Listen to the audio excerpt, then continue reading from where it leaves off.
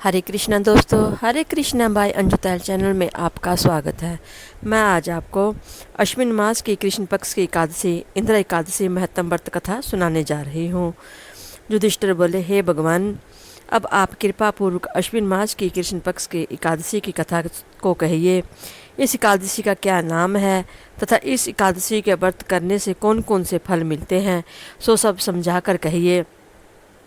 इस पर श्री कृष्ण भगवान बोले, हे राजश्रेष्ठ, अश्विन मास की कृष्ण पक्ष की एकादशी का नाम इंद्रा है।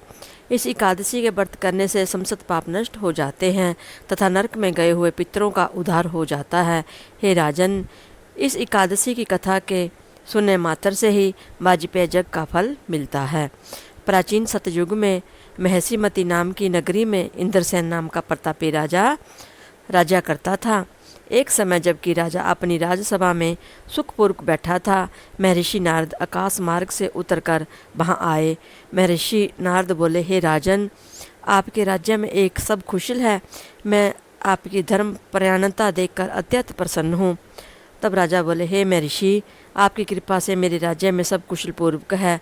इस पर नारद जी बोले, हे राजन, मुझे एक महान आश्चर्य हो रहा है कि एक समय जब मैं ब्रह्मलोक से यमलोक को गया था, तो उस जगह जमराज की सभा के माध्यम से मैंने तुम्हारे पिताजी को बैठे हुए देखा था। तुम्हारा पिता महान ज्ञानी, दानी तथा धर्मात्मा था। वह एकादशी के व्रत बिगड़ जाने से यमलोक को गया है। तुम्हारे पिता ने मुझसे तुम्हारे लिए एक समाचार भेजा है कि यदि मेरा पुत्र इंद्रसेन अश्विनी मास के कृष्ण पक्ष की इंद्र एकादशी का व्रत करे और उस व्रत का फल मुझे दे दे तो मेरी मुक्ति हो जाए। इस लोक से छूटकर मैं स्वर्ग लोक में वास करूं। जब राजा ने महर्षि नारद जी से ऐसे वाक्यों को सुना तो उसे महान दुख हुआ और इंद्र एकादशी के व्रत की विधि पूछने लगा कि हे नारद, अब आप मुझे इस एकादशी के व्रत की विधि बताइए। इस पर नारद जी बोले, हे राजन, अश्विनी मास की कृष्ण पक्ष की दशमी के दिन प्रातःकाल श्रद्धा सहित स्नान करना चाहिए। इसके पश्चात दोपहर को भी स्नान करना चाहिए। उस समय जल से निकलकर श्रद्धापूर्वक पितरों का श्राद्ध करे और उस दिन एक समय भोजन करे और रात्रि को पृथ्वी पर शयन करे। इससे दूसरे दिन अर्थात एकादशी के दिन प्रातःकाल दौतन करे और स्नान करे। इसके पश्चात भक्तिपूर्वक व्रत को धारण करे और कहना चाहिए कि मैं आज निराहार रहूँगा और समस्त भोगों को त्याग दूंगा। इसके पश्चात कल भोजन करूँगा। हे भगवान, आप मेरी रक्षा करने वाले हैं, आप मेरे व्रत को निभाइए। इस प्रकार आचरण करके दोपहर को शालिग्राम की मूर्ति को भोग लगावे।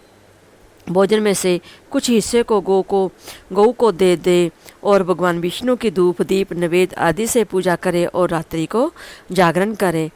इसके उपरांत द्वादश के दिन मौन होकर बंधु बांधवों सहित भोजन करे। हे राजन, यह इंद्र एकादशी के व्रत की विधि है।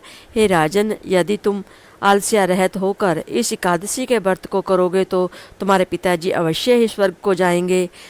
महर्षि नारद राजा को जब उपदेश देकर अंतर्ध्यान हो गए तो राजा ने इंद्र एकादशी के आने पर उसका विधिपूर्वक व्रत किया। बंधु बांधव सहित इस व्रत के करने से आकाश से पुष्पों की वर्षा हुई और राजा का पिता जमलोक से गरुड़ पर चढ़कर स्वर्ग को गया। राजा इंद्रसेन भी एकादशी के व्रत के प्रभाव से इस लोक में सुख भोग कर अंत में स्वर्ग लोक को गया। श्री कृष्ण भगवान बोले, कहने लगे कि हे धर्मराज युधिष्ठिर, यह मैंने तुम्हारे सामने इंद्र एकादशी का महत्तम वर्णन किया है। इस कथा के पढ़ने व सुनने मात्र से ही समस्त पाप नष्ट हो जाते हैं और अंत में स्वर्ग लोक में जाकर वास करता है। बोलो भगवान कृष्णा की जय।